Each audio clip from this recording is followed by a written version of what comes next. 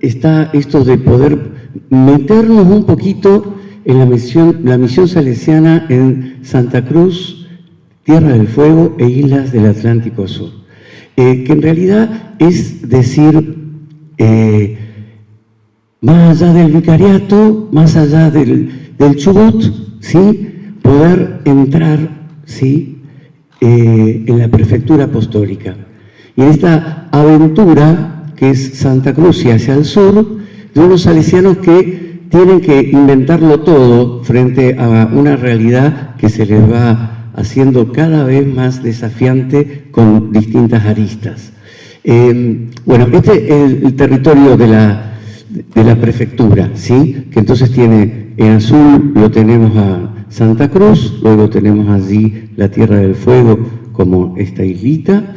Aquí tenemos toda la parte chilena con la Magallanía, la región magallánica, y aquí tenemos las Islas Malvinas, ¿sí? Y en todo ese espacio los salesianos trabajaron. Y trabajaron en conjunto, salesianos y salesianas. Por eso recién yo pensaba, qué lindo, esto lo estamos haciendo Pamela y yo, digamos, siempre hace falta estas miradas, ¿sí? Miradas diversas, miradas de hombre, de mujer, de complementación, de búsquedas. Sí, vamos a tratar de ir bien rápido, porque si no... Bueno, esta es la tierra de misión. Es la tierra de misión tal cual la conoce Don Bosco, y conoce cuál es la jurisdicción de la Arquidiócesis de Buenos Aires. Y la Arquidiócesis de Buenos Aires abarca todo esto, la provincia de Buenos Aires, La Pampa, y lo que sería todo el vicariato, lo que sería toda la prefectura. Estas son las diócesis argentinas en 1897 ya. Ya han llegado los salesianos como 20 años después. Y la jurisdicción de la Arquidiócesis de Buenos Aires es tal cual desde 1865, 10 años antes que llegasen, ya tenía esta jurisdicción. Y al llegar a Buenos Aires los salesianos entonces se encuentran ya en tierra de misión, porque es la jurisdicción. Está lejos y está cerca, y el 11 de noviembre justamente Don Bosco había hablado de, bueno, en la despedida en Baldoco, ¿no? Había hablado de los pueblos originarios y había hablado también de los inmigrantes.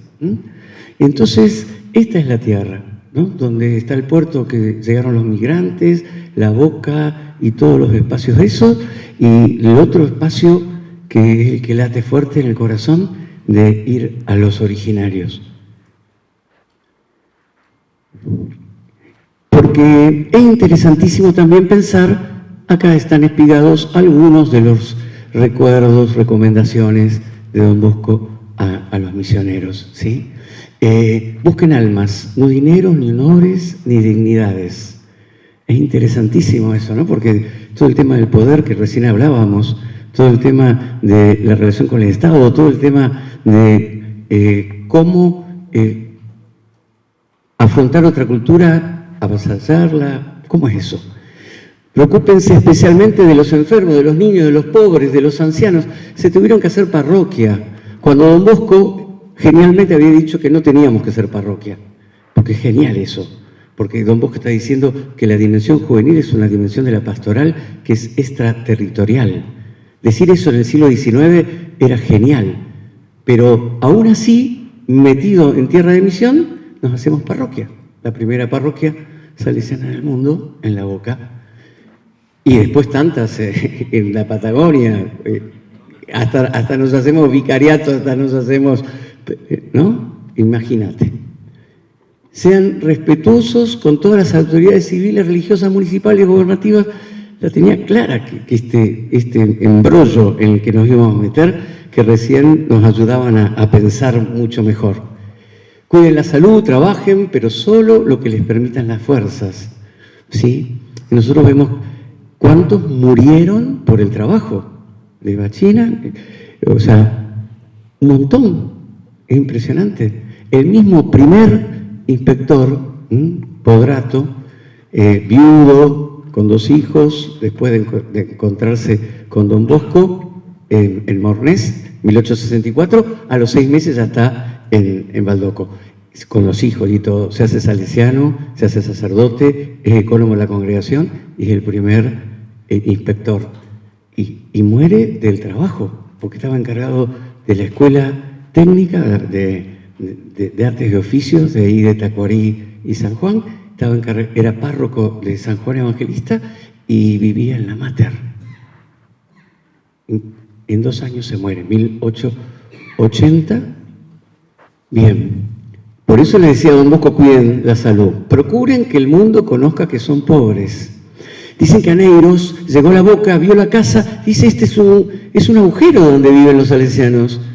Y dicen que Borlot le dijo, es nuestro orgullo vivir como vive la gente. Cuando hay una gigantografía, cuando uno dice, ¿qué es eso? Un conventillo, en la casa de los salesianos. Chapa, madera.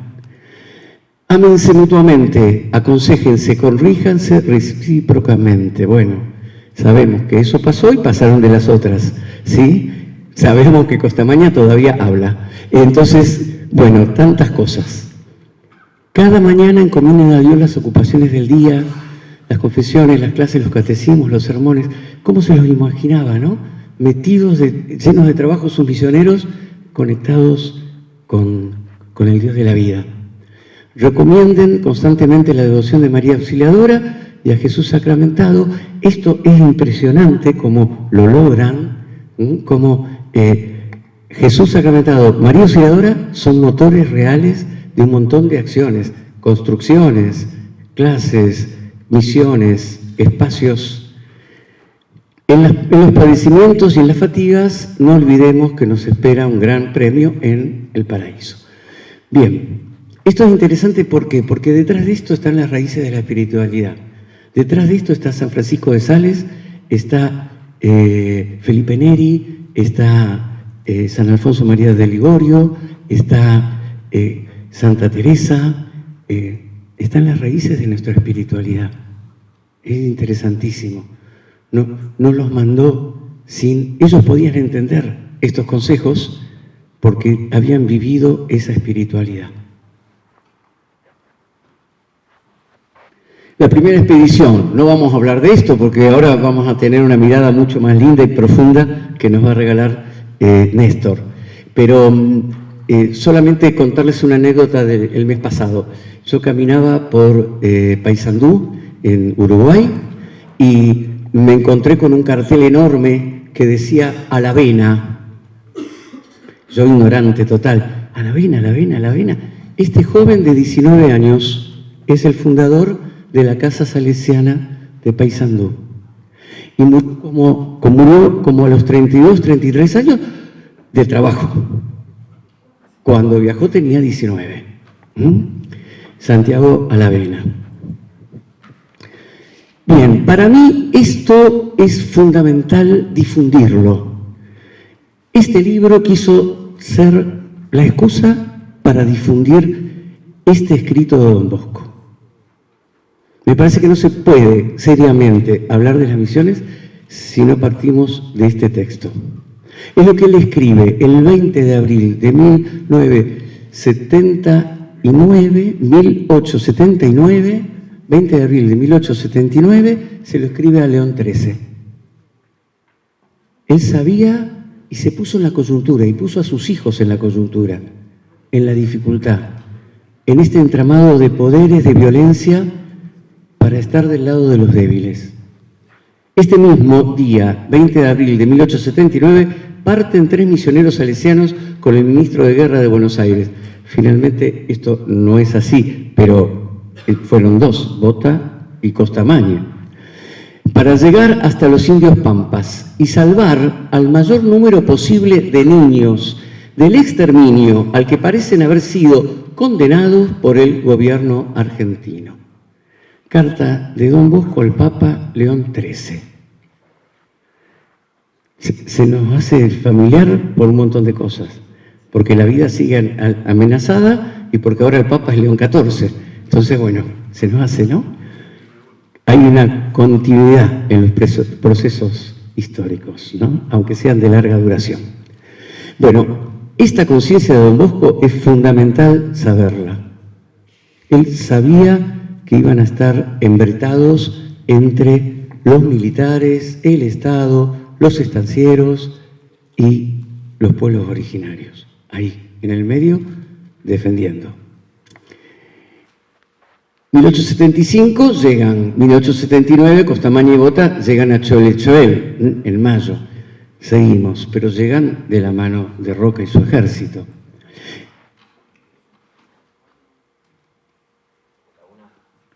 ¿Saltamos una o no? Bien. Bien, ahí está, 80. Bien, el 20 de enero los salesianos hacen cargo de Carmen de Patagones, que estaba de ahí en la jurisdicción, por supuesto, de Aneiros, con Fagnano como director hasta 1885, aunque antes, en el medio, se va a crear la prefectura.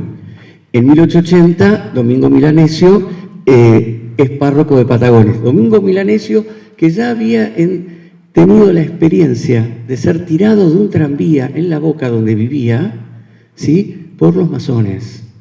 Entonces, todo el tema de lo liberal, la mirada masónica, ¿sí?, ahí el que lo ataja para que no se muera es Beauvoir, que también estaba en la Boca, ¿no? Las tensiones políticas vividas en la ciudad después se multiplicarán en la Patagonia.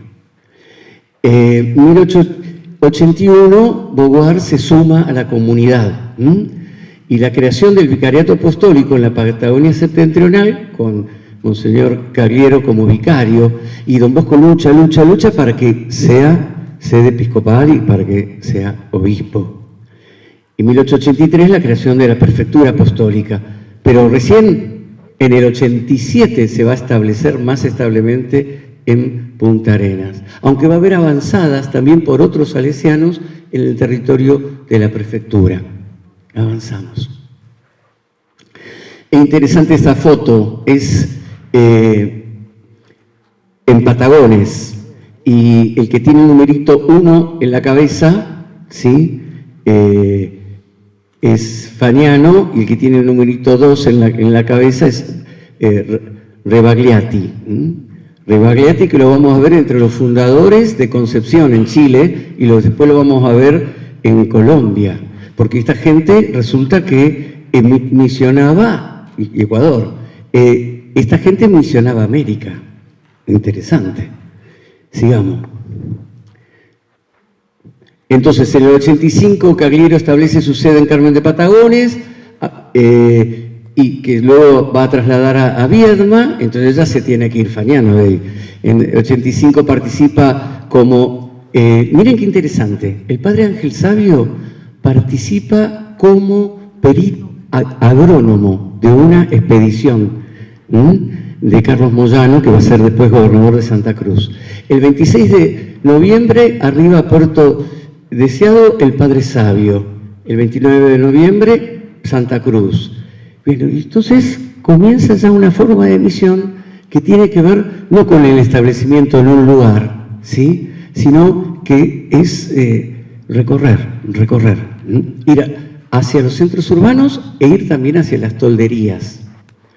El 14 de febrero de 1886, el padre Sabio funda la primera escuela primaria del territorio de Santa Cruz, 1886. Nosotros en la Argentina lo habíamos tenido como 20 años antes, 15 años antes por lo menos, a Sarmiento con todo el movimiento de la escolarización. Y en Santa Cruz son los salesianos, en el 86, gracias a Ángel Sabio, que fundan la primera escuela. Bien. También llega Beauvoir a Santa Cruz y se hace cargo de la capellanía del territorio. Y entonces comienzan las misiones volantes. Y esto es muy, muy interesante. No se quedan ahí. Salen a recorrer tolderías, salen a encontrarse, pasan los tiempos que el clima permite, porque a veces en el invierno es imposible. En el 86 también Fagnano viaja a la Patagonia Austral y como para entrar va de capellán de la expedición de Ramón Lista. Pero resulta que cuando llegan a San Sebastián se da en la Tierra del Fuego, cerca de la misión de Río Grande, se da una matanza una matanza. Y entonces Fagnano se acerca al lugar, escuchando los disparos, y pone el cuerpo, se pone entre las balas y lo cerna. Esto le va a costar a Fagnano siempre un montón de dificultades con el gobierno, pero fue clarísimo ahí. El 16 de agosto, entonces, Fagnano funda en Punta Arenas. ¿Por qué funda en Punta Arenas? Porque era el centro más grosso, más importante de intercambio, porque los grandes comerciantes estaban allí, y porque de alguna manera ya había tenido dificultades con el gobierno argentino y con los militares argentinos. Bien, seguimos un poquito más rápido. Entonces, importante, en 1945 estas casas de Santa Cruz y el resto de la Patagonia Austral pasan a depender de la Inspectoría de San Francisco de Sales.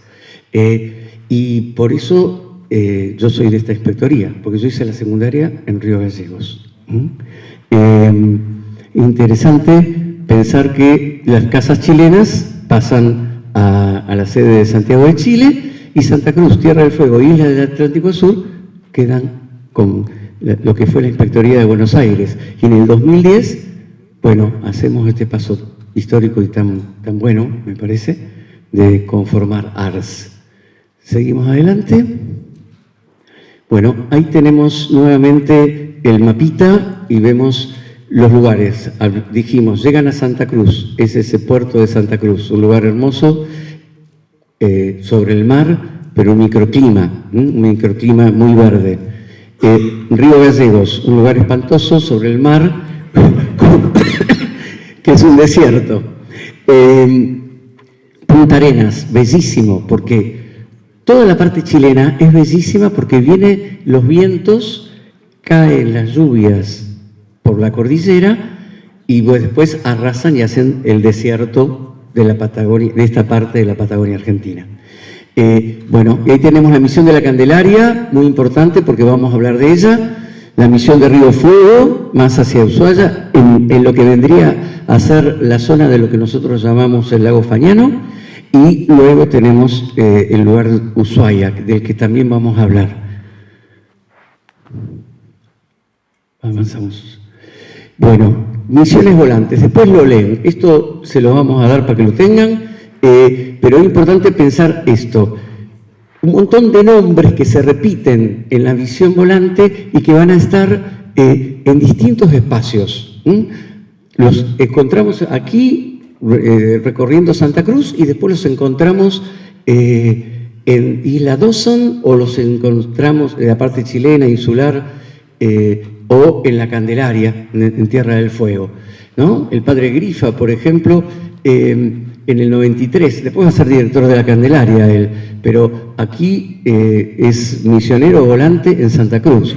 Mayorino Borgatello, ¿sí? Y Maravini están en Santa Cruz, San Julián es en Río Gallegos, pero después Mayorino Borgatello va a estar en la Candelaria y después va a ser director y muy protagonista en Punta Arenas. Y si tenemos un museo que vale la pena en Punta Arenas, se lo debemos a Mayorino Borgatello.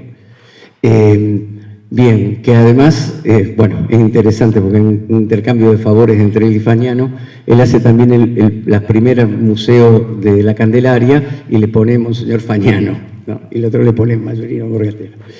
Bien, en 1896 el padre Grifa se encarga nuevamente de este territorio, en compañía de este clérigo Crema, que después va a ser sacerdote y va a estar de director en Santa Cruz. Es interesante, ¿no? Pensarlos en distintos espacios.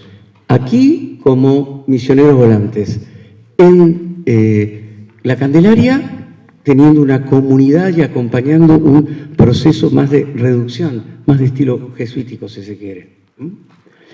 Y después vamos a ver que hay otro modelo más que se le suma, que es el comboniano, que es cuando hacen las escuelas en los puertos, como Daniel Comboni había pensado hacer escuelas en todos los puertos del África, para que aprendiendo ahí fuesen estos exalumnos nativos los que evangelizasen, llevasen la buena noticia adentro del continente africano.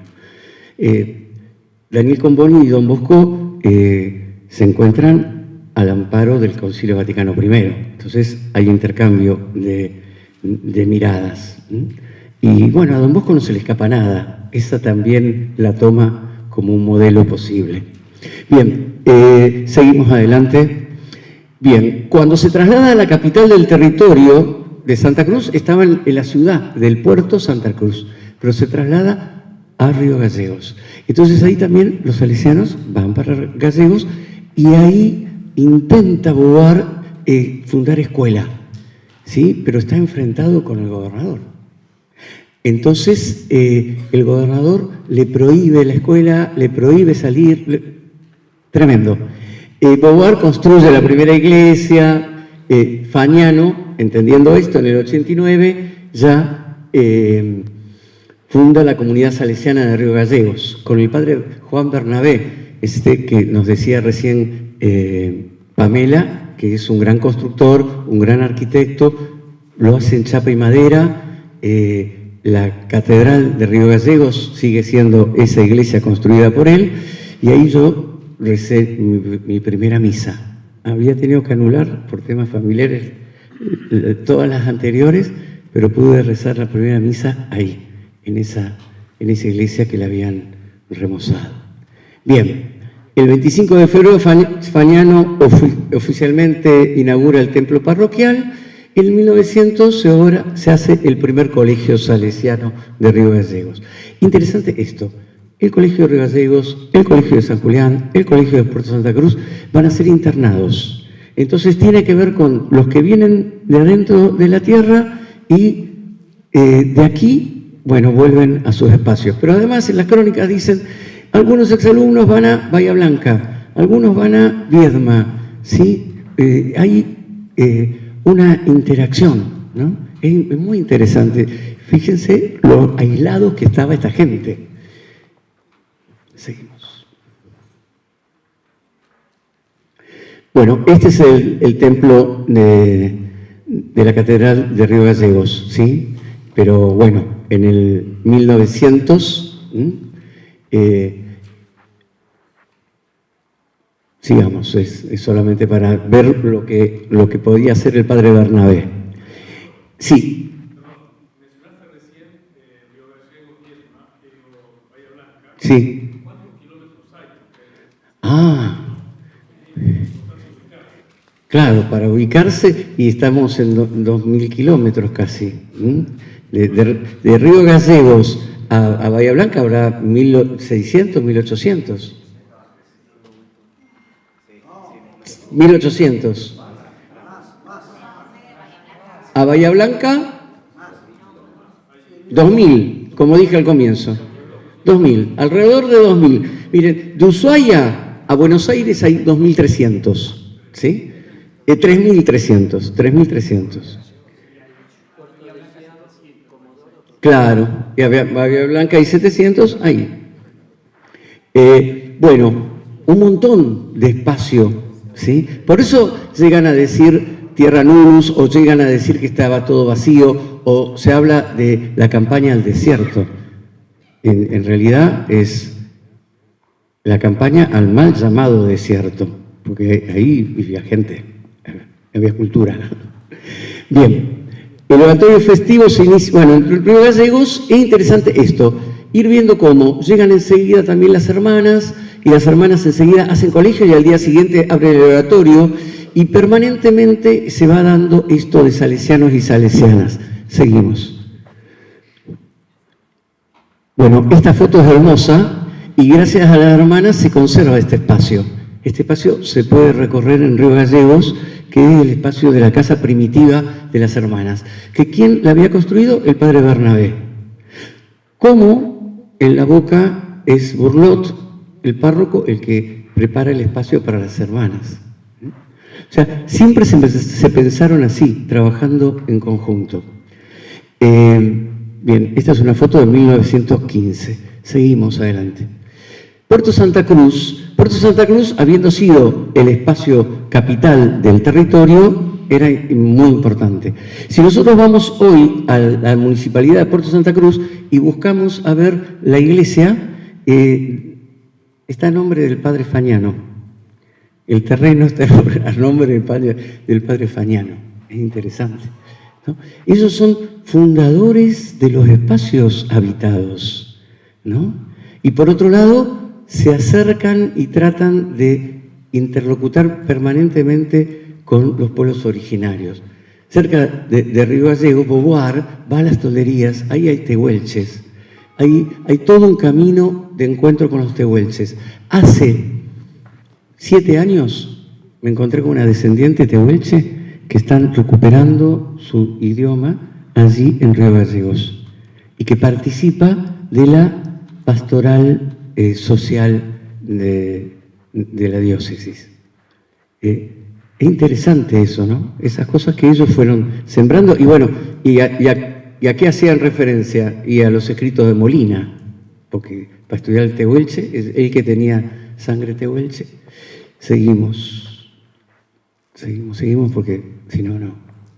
Bueno, esto es Puerto Santa Cruz. Fíjense lo que llegan a hacer. Aquí el director es Crema, y se manda esa iglesia que podría estar en el Pinerolo, o podría estar no sé en dónde, fíjense, y esa iglesia es la iglesia de Santa Cruz, y es la primera iglesia de material del territorio, ¿no? Iglesia Exaltación de la Cruz, 1912, bueno. Y fíjense al lado, está ya el patio y está el colegio, ¿sí? Eso es la concepción bien clara. Y por eso ese colegio también tenía internado. Seguimos adelante. Pero antes de llegar a eso, hubo misiones volantes, visitando los lugares. Visitaron San Julián en misión volante desde 1885, Beauvoir, Borgatello, Grifa, Boido, Dabrowski, Maravini, Crema. En 1912 se establece la comunidad con el padre Marcos Sanquete, y para que no digamos que decimos todo bien, duraron 2 años porque no pudo más. Esa comunidad tuvo que ser animada desde otro lugar. Seguimos. Bien, y entonces pensemos en la misión en Tierra del Fuego. Vimos recién así rapidito Santa Cruz, Tierra del Fuego. Tierra del Fuego tiene que ver con esta presencia primera de Fagnano, esta experiencia que hace del genocidio ahí bien clarito, y esta necesidad entonces de hacer presencias estables, ya no misiones volantes, porque a los Selknam se los cazaba por las orejas, te pagaban plata por las orejas que llevabas, o por los testículos, etcétera, o por los senos de las mujeres, ¿sí? Entonces ven que es necesario hacer un espacio permanente, y así surge la Candelaria. Seguimos. Primero surge Dawson, después la Candelaria. Fíjense, siempre la historia la escriben los que ganan, ¿sí? Esta la escribió Lista, el genocida, esta historia, ¿no? Y es una historia de 1887. Trata de contar su verdad rápidamente para acallar lo que ya sabe que los salesianos van a divulgar y va a llegar al Congreso de la Nación. Sigamos. Primer emplazamiento, entonces son 3 emplazamientos. El primero es en Barrancos Negros. ¿Y por qué? Porque resulta de que ellos necesitaban llegar desde Punta Arenas en barco. ¿Quién les daba el marco? José Menéndez. José Menéndez, terrateniente, gran comerciante en realidad primero y después terrateniente, le había dado la orden al capitán del Amadeo que no los hiciese desembarcar en una zona muy buena, a ver si todavía se quedaban. Y eso está comprobado en la carta de Beauvoir a Fagnano. Y entonces, más que desembarcan, es como un naufragio. Y no pueden elegir bien el lugar, eligen este Barrancos Negros, que resulta que enseguida, al año siguiente, se anega, se inunda. seguimos, vemos la fotito, esta es la primera misión, 1893, Barrancos Negros. Esto pasa por el agua, tienen que buscar otro lugar. Vamos a la segunda fundación es Los Chorrillos, allí ya están las hermanas, entonces hacen una gran construcción, vemos la foto. Y esta gran construcción, ven que no tiene solución de continuidad, es todo junto. En el medio, la capilla. Esto me hizo acordar a Sevilla Don Bosco, sí, ¿no? Es tal cual Sevilla Don Bosco. A mí me pasó cuando descubrí esta foto, yo había estado en Sevilla, dije, es esto, bien. Esto pasa por el fuego, comienza el fuego del lado de las hermanas y, bueno, se acaba. Por eso viene la tercera fundación. Y la tercera fundación, y por eso la crónica es de 1896, porque se quema la crónica primera del 93 al 96.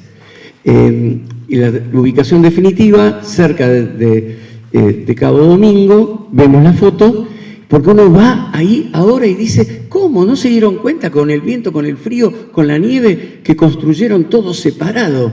Y porque no querían que se les volviese a quemar todo junto. Claro. Y interesante eso.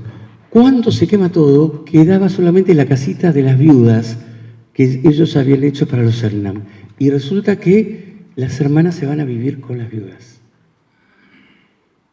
Esto del ida y del vuelta. Aquí había un momento en el que el salesiano tomaba clases de Selknam con los chicos en el aula. Los chicos iban enseñando. De acá salieron los vocabularios Selknam, pero la hermana Rosa Rodríguez, Beauvoir, Fagnano, Milanés, todos son cultores del idioma. Seguimos rápido.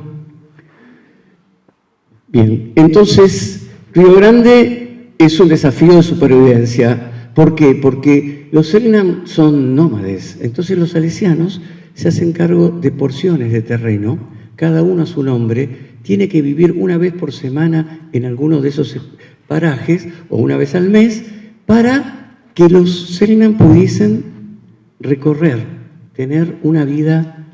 Este es el espacio vital que ellos necesitan. Después hay historiografías que dicen que los salesianos eran estancieros, ¿no? Nada que ver. Seguimos. Bueno, todo el tema de las mujeres Selknam es buenísimo. Aquí tenemos un relevamiento fotográfico de la vida de la misión y también de los pueblos Selknam en sí, porque resulta de que tanto D'Agostini como Usinde, que es un redentorista, ellos llegan hasta fotografiar el Jaín. El Jaín es el paso, la celebración del paso de la adolescencia a la adultez en el mundo Selknam. Es muy importante pensar que no se escandalizaron, no lo tacharon, lo fotografiaron, lo filmaron, lo quisieron entender. ¿Seguimos? Bien, seguimos. El gran error fue cambiarle las vestiduras, ¿no? La manera de vestir. Sacar la grasa, sacar las pieles y pensar que lo mejor que ellos entendían en el mundo occidental y europeo eran esos abrigos, a ellos no los abrigaban. Aquí tenemos a Zenone en el centro de la escena. Zenone no se va a conformar con el estilo de la Candelaria y va a seguir con las misiones volantes. Y va a morir alcohólico en Turín. Un grande. Zenone había entendido mucho. Y ahora vamos a ir rapidito porque si no ya no podemos. Bueno, entonces el proyecto de Fagnano es buscar un lugar para que estén alejados de los blancos, pero eso no se logra. Seguimos. Entonces esta Candelaria, que es estable, pero también sigue teniendo siempre, hasta el padre Zinc, ¿sí? que falleció en el siglo XXI, seguía con el tema rural y volante. Seguimos. Bueno, esta foto es el libro de la misión de 1886. A partir de ahí, de la conservación de nuestros archivos, se puede reconstruir la historia. Esta foto la saqué justo antes que comenzase la pandemia, que la isla quedase aislada. Me fui en el último avión a Caleta. Seguimos.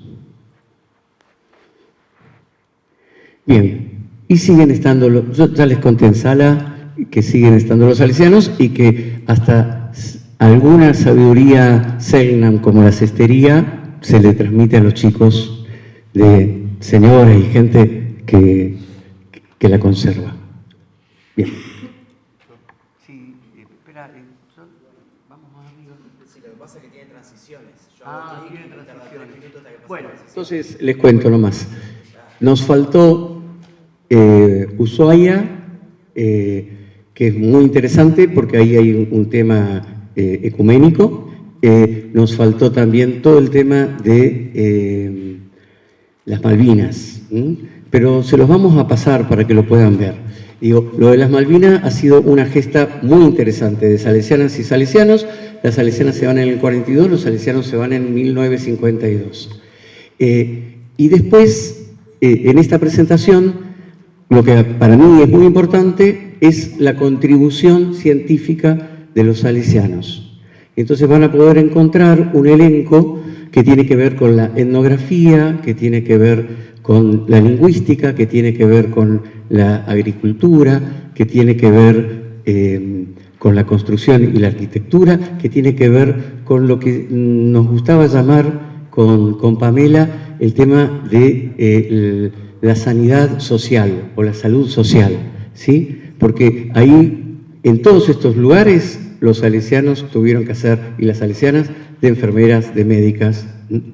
Y hacia el final, como para hacer una apretada síntesis, se van a encontrar con dos diapositivas donde quisimos resumir qué para nosotros es lo valioso de esta experiencia.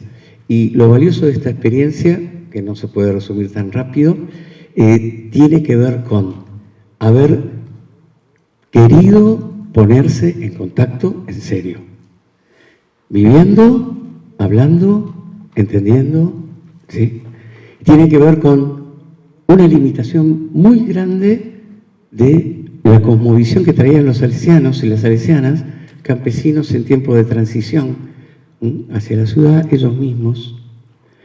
Tiene que ver con la coyuntura violenta, no solamente argentina, sino también chilena, frente a este territorio. Tiene que ver con el tema capitalista y productivo, cambian la forma el modelo de producción de la tierra. Por eso se mueren los originarios, porque no podés cazar guanacos. Cuando los guanacos te los matan los blancos, te ponen ovejas, te cercan la tierra, es imposible, ¿no? Bueno, en medio de eso permanecieron y todavía están. Hay presencia salesiana en todos estos espacios. Y en la misma Candelaria sigue habiendo, y en mi Río Grande, salesianas y salesianos. Como para pensar, ¿no?, que todo esto, este modelo, no fue un modelo fijo, sino que fue siempre con la creatividad que intentaba Don Bosco poner a sus hijos y a sus obras, y con la flexibilidad para poder sortear situaciones muy adversas.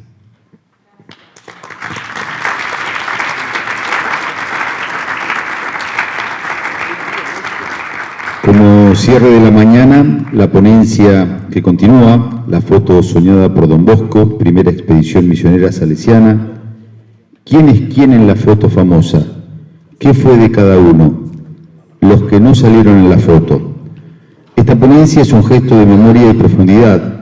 El padre Néstor Subeldía, salesiano de Don Bosco, investigador del patrimonio histórico salesiano, propone entrar en una imagen que marca el inicio simbólico de nuestra historia misionera en América.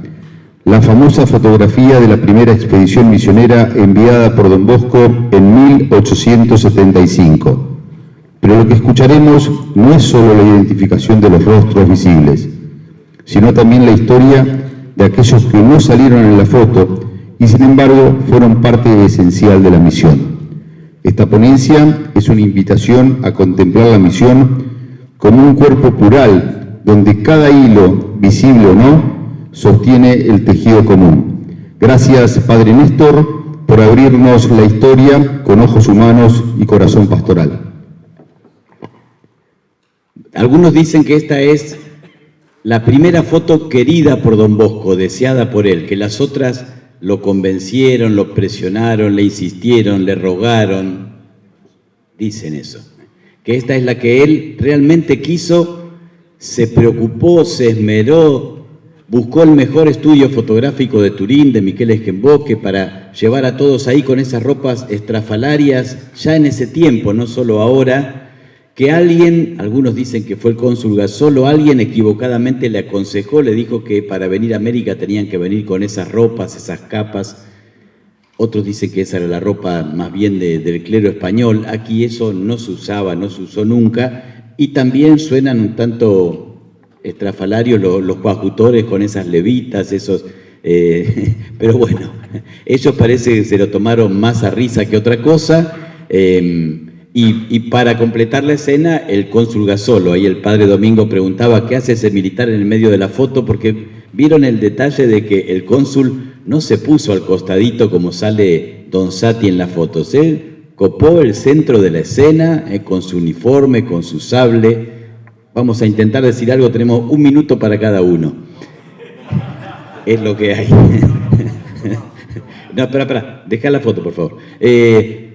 Levanten la mano, es una pregunta comprometedora, pero ¿quiénes tienen aquí entre los presentes, vamos a tener que mirar para el fondo necesariamente, entre 19 y 37 años? A ver cuántos tenemos para... Mire, tenemos para la primera expedición completa.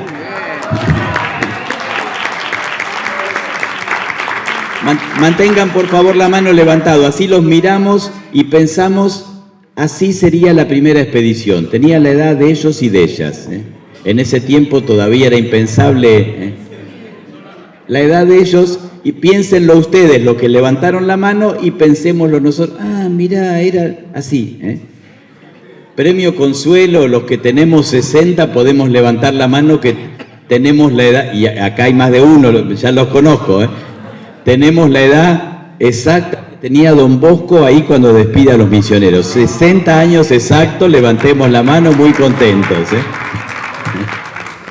Premio consuelo, 48 tenía el cónsul Gasolo. Bien, pero ven que mirando las personas uno dice, ah, mira, esa edad tenían.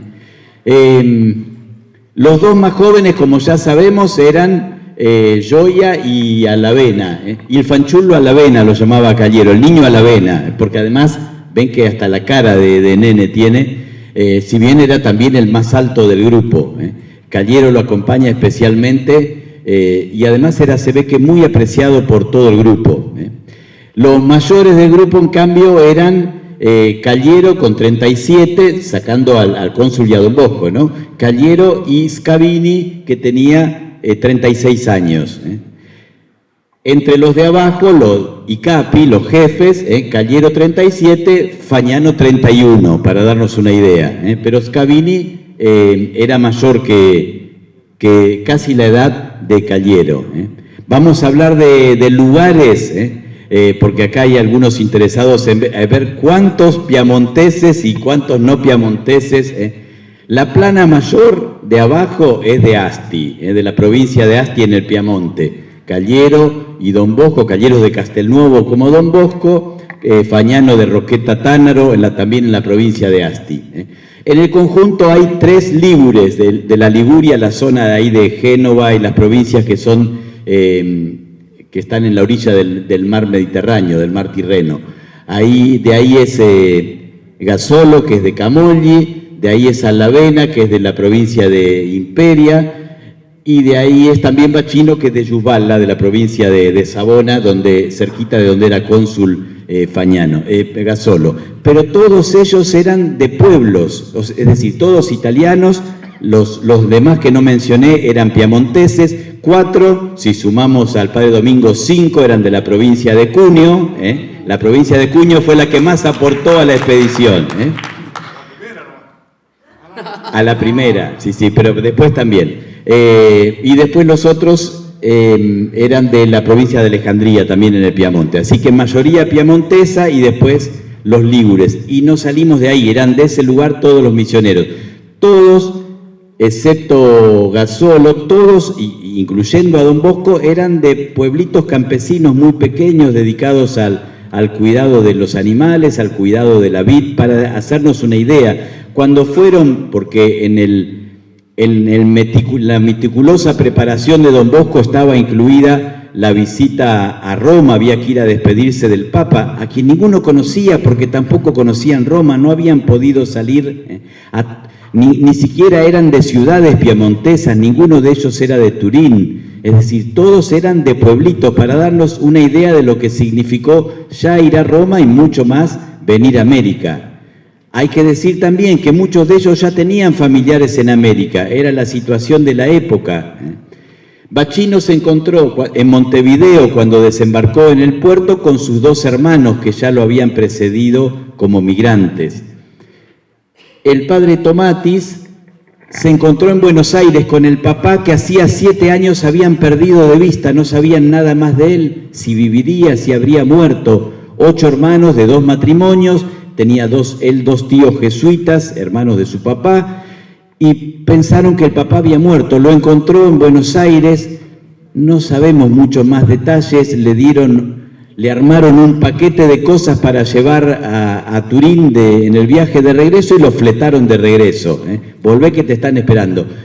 Tomatis padre llegó, pero el paquete de cosas se perdieron todas, un montón de cartas, crónicas de la expedición se perdieron. La situación seguramente sería complicada, pero no sabemos más de eso.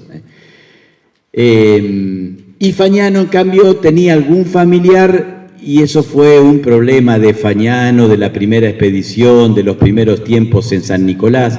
Todo tiene que ver con todo, y después uno puede decir, como decía un compañero nuestro cuando estudiábamos teología, esa corriente tiene sus seguidores actuales, decía cuando estudiábamos historia de la Iglesia, porque después los problemas... y ya estaban desde la primera expedición. A Fagnano lo precedió alguno de sus parientes, pero lo siguieron varios más. El papá, las hermanas, los cuñados, y hubo muchos problemas económicos en San Nicolás, que eran el comentario del pueblo, que ya después la gente decía, estamos sosteniendo a la familia Fagnano y no a la obra salesiana, y ahí empezaron las quejas, las deudas, muy abultadas deudas, así que fue un tema difícil del primer grupo de misioneros y de la primera comunidad de San Nicolás.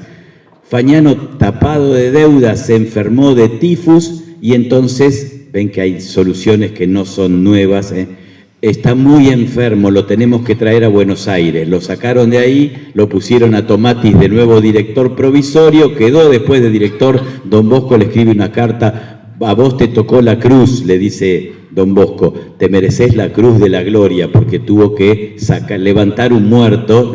Y en un tiempo más, con la ayuda de los beneméritos quinteros nicoleños, que siempre son dignos de mención, que tanto ayudaron a los primeros salesianos, Tomatis termina mandándole dinero a Don Bosco para la construcción del Templo del Sagrado Corazón en Roma. Levantó la deuda. Esas historias, ven que no son ni solo de antes ni solo de ahora. Alguna característica más, decía Alejandro de los que murieron jóvenes. Gioia, que era coadjutor y después pidió estudiar teología y en realidad pidió ser sacerdote porque mucho se estudiaba como se podía, sin academia, todo muy casero.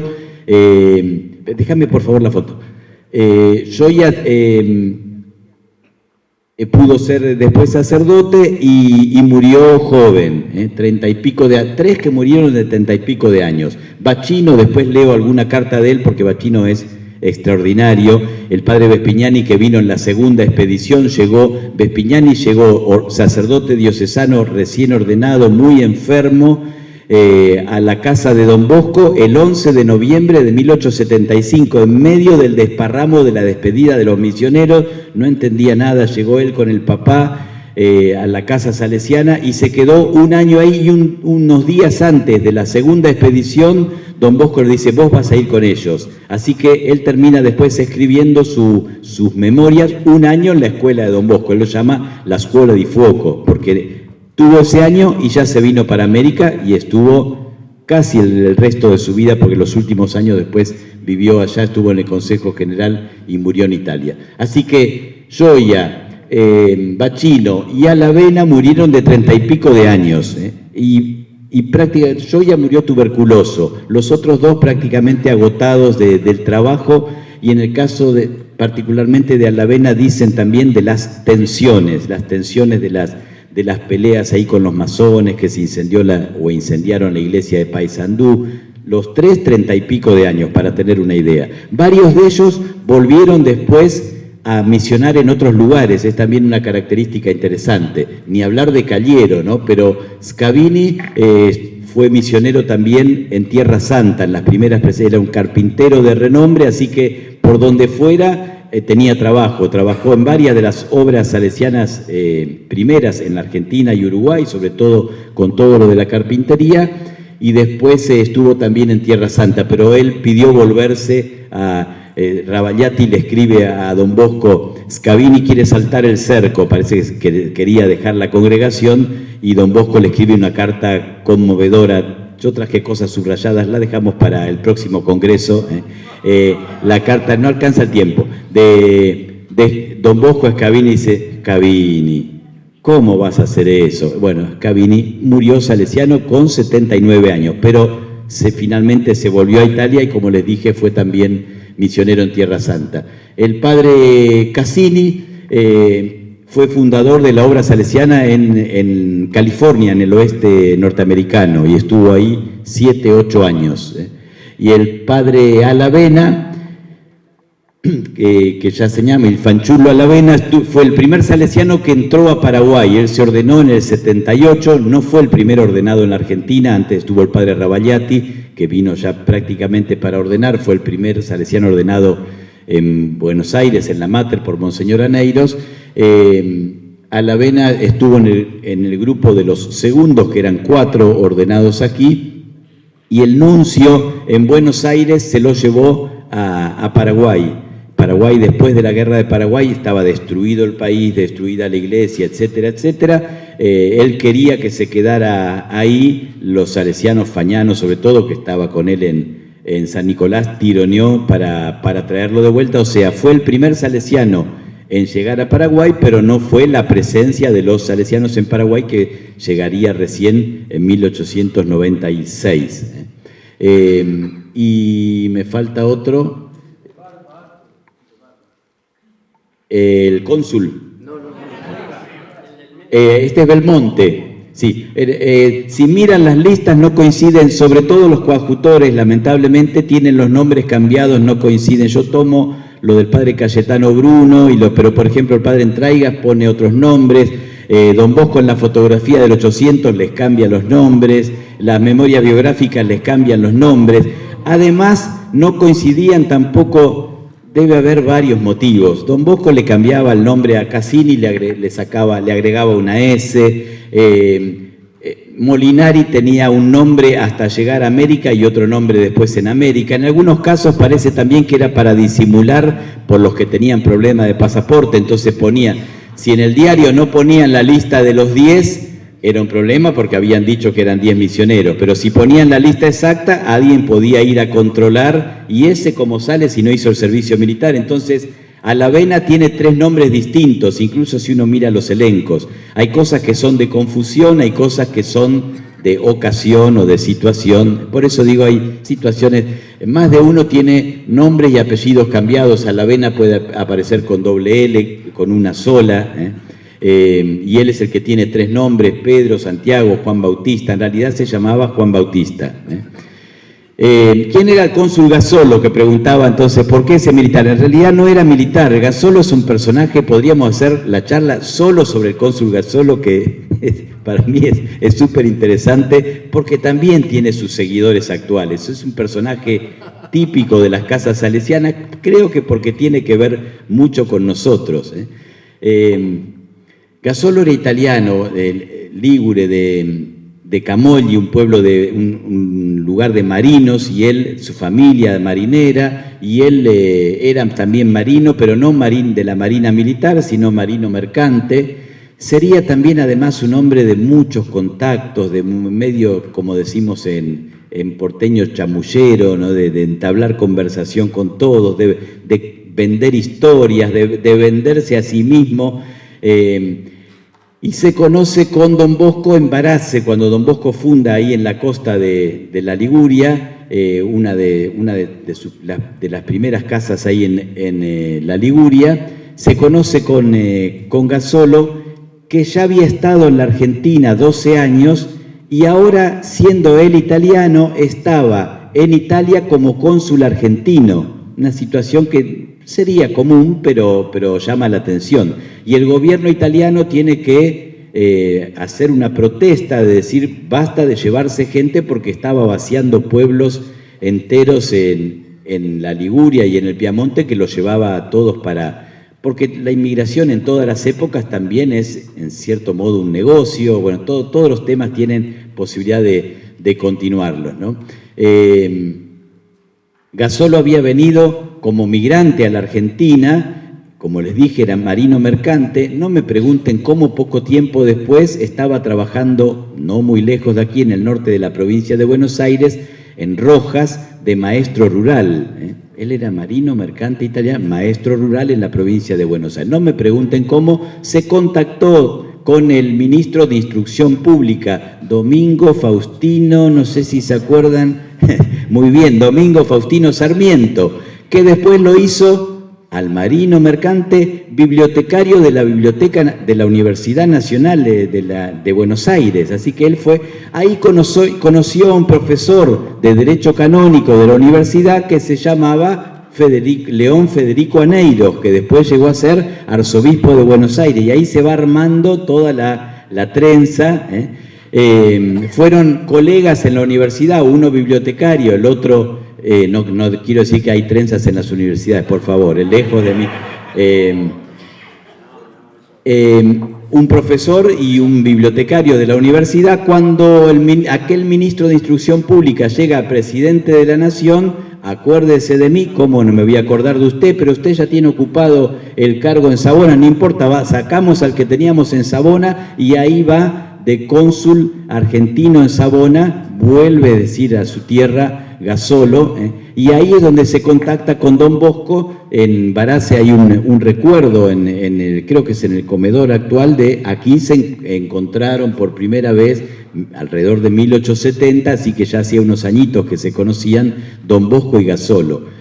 Las malas lenguas, eso no lo digo yo y no sé de dónde lo saqué, dicen que la carta que Gasolo le escribe al arzobispo de Buenos Aires, Don Bosco le dijo, eso no, ¿por qué no le escribe? No lo sabemos. Lo que sabemos es que, y esto sí es posta, como se dice, es real, Gasolo es el que tira la primera piedra, es el que escribe la carta en agosto de 1874 al arzobispo de Buenos Aires diciendo, mire usted, don Federico, ¿se acuerda de mí, que era el bibliotecario? Esto ya lo estoy verseando yo. Excelencia, le digo que aquí hay una congregación religiosa que usted debería conocer, porque esto sería muy bueno para el país en sus necesidades actuales. Obviamente tenía razón y así lo fue. Sería bueno que, y usted verá dónde, pero si usted no sabe dónde, yo le recomiendo dónde podrían ir, y ahí le recomienda la iglesia de los italianos, de la que él había sido la Mater Misericordia, en el actual barrio de Congreso en Buenos Aires, donde él había sido presidente de la comisión directiva, y donde parece que había comprado los terrenos, y casualmente también tenía un terrenito a la izquierda y un terrenito a la derecha, que de paso, si usted lo necesita, por ahí necesita, yo se los puedo vender. Es decir, estoy contando la historia resumida. Gasolo no daba puntada sin hilo. Don Bosco tampoco. ¿Quién empezó? No lo sabemos. Unos dicen que fue Gasol, otros dicen que fue Don Bosco. Cuando la carta esa le llega al arzobispo de Buenos Aires, simultáneamente ahí Dios estaría acomodando también, alineando los planetas para que las cosas sucedieran. El padre Checarelli, ya no vamos a llegar a verlo, es uno de los que no salió en la foto, pero que merecería salir, igual que Aneiros, igual que el padre Espinosa. El padre Checarelli le dice al arzobispo de Buenos Aires: sabe que aquí tengo una comisión de laicos, de gente realmente muy buena, generosa, algunos ponen plata, otros hablan y prometen, pero hay algunos, sobre todo don Benítez, un hombre muy bueno, muy generoso, que están buscando una congregación religiosa que se haga cargo del colegio. Usted no sabe. Y Aneiro dice: yo tengo una carta, a ver qué se... mire, tengo justo esta carta. Ahí empiezan a acomodarse los tantos y aquí estamos. Dios escribe con lo que encuentra y estos son los personajes. ¿Querés pasar ahora sí, uno por uno? Pasa a todos, así vemos la edad a la que llegaron y la edad, cómo los presentó Don Bosco, con qué cargo. Ven que hay roles muy variados, recadero y maestro zapatero, la edad que tenían cuando llegaron y el lugar donde murieron y a qué edad murieron es el último número. Pasa nomás.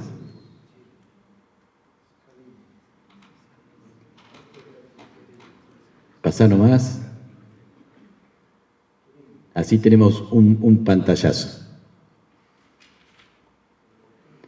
Valentín Cassini fue el anteúltimo en morir y fue el último que murió en Buenos Aires. De todos ellos, solo llegaron a la Patagonia Calliero y Fagnano, eso también hay que decirlo. Los demás no llegaron a la Patagonia, estuvieron entre Buenos Aires, San Nicolás, como les dije, Chile o Uruguay. Porque la etapa de la Patagonia llegó después. Pasá, por favor.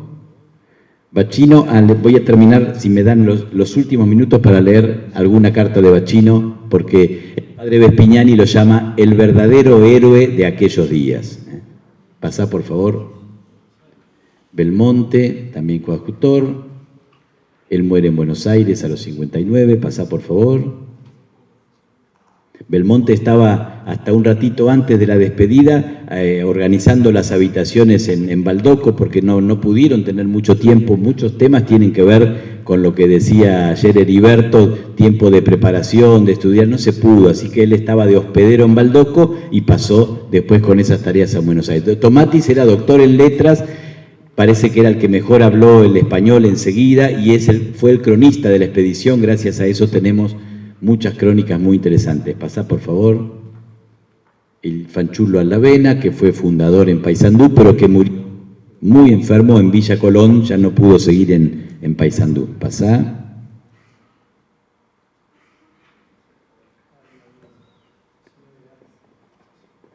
Y Molinari fue el único que dejó la congregación, por eso no sabemos cosas de aquellos tiempos, ni dónde ni a qué edad murió. El último dato sobre él, poco después, es que era muy buen músico. Don Bosco le escribe cartas también muy lindas a él, y sabemos que estaba de organista en Fraiventos, en Uruguay. Después se pierde la huella de él. Creo que ahí ya están todos, ¿no? ¿O vienen los de abajo? Calliero estuvo más de 20 años en la Argentina, no mucho más de 20 años, y murió, estuvo también en Centroamérica, murió en Italia, fue el primer obispo y primer cardenal salesiano. Don Bosco, como les dije, tenía ahí 60. Pasá, por favor. Il commendatore Giovanni Battista Gazzolo.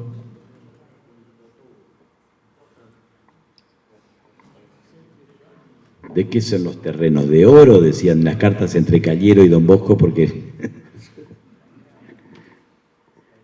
Y Fagnano, 72 años, fue al capítulo general en 1910, se enfermó allá de hemiplegia y él, como suele pasar con los misioneros, se quiso volver, ni bien se recuperó, volvió y murió en América, en Chile, y sus restos descansan en Punta Arenas.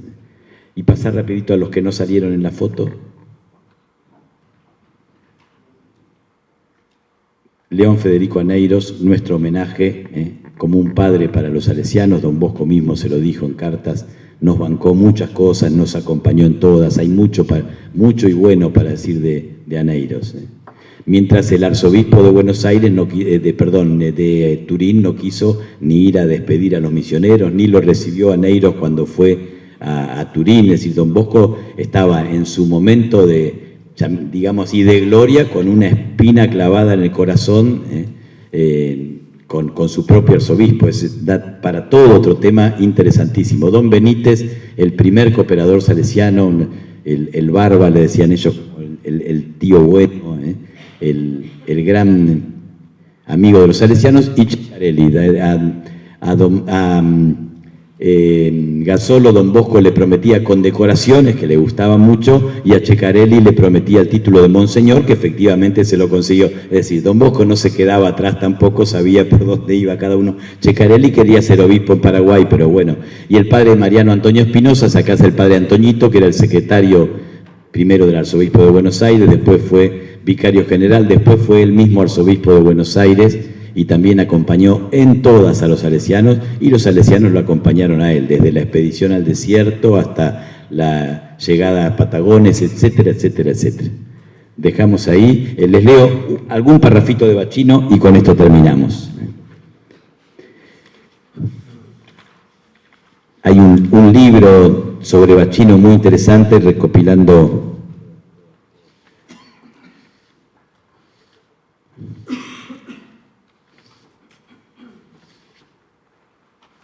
ya va, acá está. Me encuentro rodeado, son sus cartas, de una infinidad de jóvenes. Muchos pasan los 20 años y debo pensar en prepararlos para la primera comunión. La mayoría son italianos, sus padres vienen del campo, a 50 kilómetros o más, para escuchar la predicación, confesarse y comulgar, y dejan a los jóvenes en Buenos Aires para que nosotros los preparemos. En 8 días debo prepararlos para la confesión y la comunión. A veces nos pasa igual hoy también. Podré darme el lujo de cuidarme a mí mismo habiendo tanto para hacer. Todo el tema del autocuidado es Bacino, porque a él le falló el autocuidado, y eso, trabaje mucho, pero lo que le permitan sus fuerzas, ahí se le fue a Bacino. Por eso a cualquier hora del día o de la noche que vengan les doy catequesis. Hay tanta necesidad entre los jóvenes que habitan esta ciudad. Vienen muchos a escucharme, para ellos tengo todos los días catecismo, y mire que los muchachos son más que las langostas que arrasaron Egipto. Los domingos la iglesia rebalsa de gente, si viera cuántos vienen, llenan la iglesia, el coro, el presbiterio y llegan hasta el altar mayor. Yo no sé qué decir, sino que es el Señor el que hace todas estas cosas y nosotros quedamos maravillados. Queridísimo don Bosco, usted me recomienda cuidar mi salud. Gracias a Dios, desde mi partida he gozado de perfecta salud y le aseguro que no tengo necesidad, pero por otra parte, ¿cómo hacer con tantos trabajos entre manos? Si pronto no nos manda alguna ayuda, vamos a sucumbir. Don Caliero me deja a menudo solo, otro problema, que era una comunidad muy irregular, porque la comunidad verdadera estaba en San Nicolás, debiendo tratar de los intereses de la congregación. Ahora se encuentra en Montevideo. Sería necesario que cada uno de nosotros pudiera trabajar por 100. Yo, mientras tanto, debo esforzarme para encontrar un momento para comer. Me levanto muy temprano y voy a dormir muy tarde. No encuentro un instante para pensar si estoy antes o después del almuerzo, si es de mañana o de tarde. Menos mal que tengo una salud de hierro y hasta ahora no sufro nada. Demos gracias al Señor de todo bien. Si supiera, vienen del campo hasta de 200 o 300 kilómetros de distancia y no se van de vuelta a casa si no consiguen acercárselos a... Subo al púlpito y no sé qué voy a decir. Solo sé que la iglesia está llena y no se siente ni respirar. Los que llegan tarde deben contentarse con quedarse afuera. Me asaltan en el confesionario tanto que no puedo salir por horas. Mientras puedo, voy adelante, después harán otros. Questa gente mi ammazza, esta gente me mata, decía Bacino. Y lo mataron, se murió. Lo dejamos ahí.